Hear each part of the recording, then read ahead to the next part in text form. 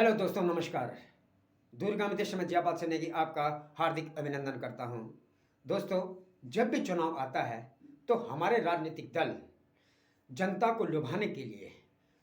अनेकों प्रकार के रेवड़ियां बांटने पर मजबूर हो जाती हैं। और कोई कहता है कि हम लोली, कोई कहता है कि हम लैपटॉप देंगे, कोई कहता है कि हम स्कूटी देंगे, कोई कहता है कि हम बिजली फ्री कर देंगे, और कोई कहता है कि हम ये कर देंगे, वो कर देंगे। इतने अनेकों जन लुभावनी भाषणों से जनता के दिलों में, यानी अपने लक्ष्यदार भाषणों से जनता के दिलों में घुसने का प्रयास करते हैं ताकि वो उन्हें अपने मसीहा समझे। अब मसीहा कौन है देश का, ये तो भली भांति आप समझ सकते हैं और जान भी सकते हैं कि क्या इन लुभावनी भाषणों से क्या कभी राज्य और देश का विकास हो सकता है? नहीं हुआ। मात्र सत्ता में आने के लिए अगर कोई भी राजनीतिक दल ऐसे प्रलोभन जनता जनार्दन को देते हैं तो मुझे लगता है वो अपने ही काम में सक्षम नहीं है, और कहीं न कहीं वह इतनी सक्षमता उनके अंदर नहीं है कि जनता के दिलों में सीधे अपना स्थान बना सके। अगर क्षेत्र की या क्षेत्र का नेता हो या फिर अन्य कोई जो आपके क्षेत्र में चुनाव लड़ रहे हैं, वो ऐसे प्रलोभन देते हैं तो कहीं ना कहीं उनके अंदर बहुत सारी कमियां हैं, क्योंकि उन्होंने अपने काम को सही तरीके से किया ही नहीं, और किया है तो पार्टियों के जरिए, यानी कि जो राजनीतिक दल है उनके शीर्ष जो नेता हैं, जो वहाँ के उस पार्टी के शीर्ष नेतृत्व है, उनके जरिए यह कहा जाता है कि ऐसे प्रलोभन जनता को दिया जाए। अब इन प्रलोभनों में कितनी ताकत है, कितनी हकीकत है, ये तो आप भली भांति समझ सकते हैं। हालांकि इस रेवड़ी पर, फ्री की रेवड़ी पर, जो ये फ्री की राजनीति है, इस पर चर्चा भी हुई और सुप्रीम कोर्ट में यह मामला भी गया कि भाई ये रेवड़ियां बंद होनी चाहिए। अब इनको राजनीतिक दल, ऐसे दल जो कुछ न कुछ उन्होंने कहना ही है कि कैसे वो सत्ता में आए, और सत्ता में आने के बाद फिर वही अपनी ठंड हो चाहे गर्मी कमीज निकाली और फिर चल दिए एसी के नीचे बाता कोने ले कमरे में बैठ गए। जनता जनार्दन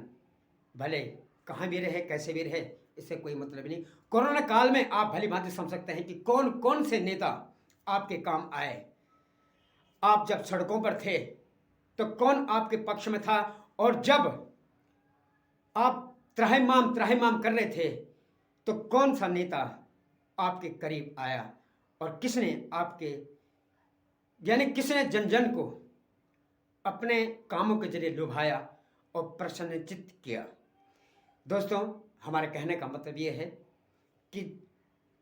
राजनेता, यानी जो भी ऐसे स्टंट, जो भी ऐसे भाषण देते हैं, जो भी ऐसे लक्ष्यदार बातें कहते हैं, ऐसे वादे करते हैं, इन वादों पर कभी भी यकीन करोगे भी तो ये आपके लिए, देश के लिए एक प्रश्न चिन्ह होगा कि क्योंकि देश विकास के पथ पर अग्रसर हो ही नहीं रहा है, तो फिर हम ऐसे राजनेताओं के बयानबाजी को कैसे अपने दिमाग में या दिल में उतार लें। अभी श्री रामचरितमानस के प्रकरण पर भी जो तुलसीदास के एक दोहा या कुछ दोहे ऐसे हैं, तो उसमें भी बहुत से बवाल देखा गया। तो ये चुनाव से पहले ही क्यों, और उनको क्या समझ नहीं आई कि जब एसपी मौर्य भारतीय जनता पार्टी में थे या फिर किसी बहुजन समाज पार्टी में थे, आज समाजवादी पार्टी में आने पर उनको यह याद कैसे आया, और जनता के दिलों में कटुता लाना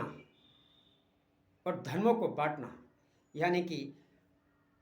जो भी हम हिंदू मुस्लिम सिख ईसाई जैन पारसी सब भाई भाई हैं, इनकी भावनाओं को कदर करनी चाहिए कि हमें क्या करना है और क्या नहीं।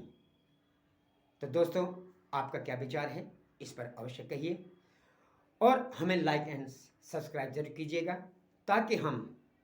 कुछ न कुछ ऐसे सुझाव आपके द्वारा जो कहे गए